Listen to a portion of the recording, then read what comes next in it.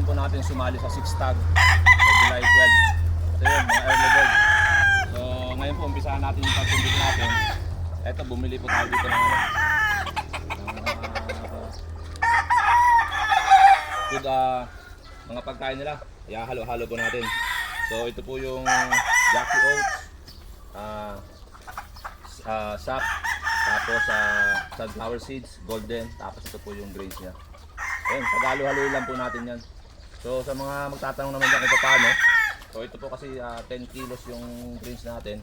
Although ito po, 3 kilo nga po pala ito natin.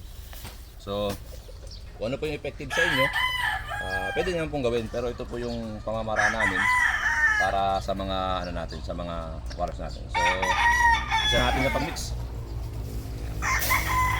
Haluin lang po natin, tapos lilipat natin siya dito sa pinaka-container para hindi po siya mabasa. So ito yung 10 kilos na ano. Lilipat na po natin yan. Yeah.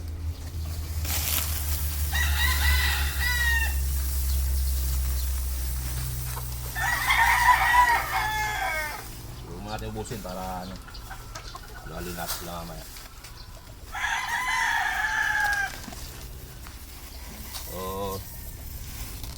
kahit ano naman pong pagkain, effective naman po yan. Nasa atin lang kung saan tayo hiyang yan. Mga idol nga natin dyan na gumagamit ng mga ganito. Shoutout sa inyo dyan. Good luck na lang pala sa atin. Bigyan tayo ng maganda-gandang score. Kahit di man po tayo mag-champion, nakasali lang po tayo sa mga idol natin. And nga pala, nagpapasalamat nga pala ako kay unang-una kay God at binigyan tayo ng chance na makasali sa ganitong ano. Kasi mga tropa natin dyan, mga tumulong. Shoutout kay Paps dyan, sa sponsor natin sa ano. Paps, maraming salamat Paps. Iyan na Paps yung ano mo sa akin. Siyempre kay misis natin yun. Lagi tayong sinusuportahan sa passion natin dyan. Sa mga kaibigan natin, Master, maraming salamat. Airpat, shoutout sa'yo pa. Salamat sa suporta lagi. So ito naman po ay libangan natin. Gusto rin natin makasali sa mga ganito mga event para siyempre po in the future marami tayong matutunan para makilala natin yung mga matitigas sa pagmamanok. So good luck sa atin mga kapalong. Halo-haloy na lang natin to. Tapos papakain natin, bababad na lang natin. Alright, thank you po. So ayan na mga kapalong.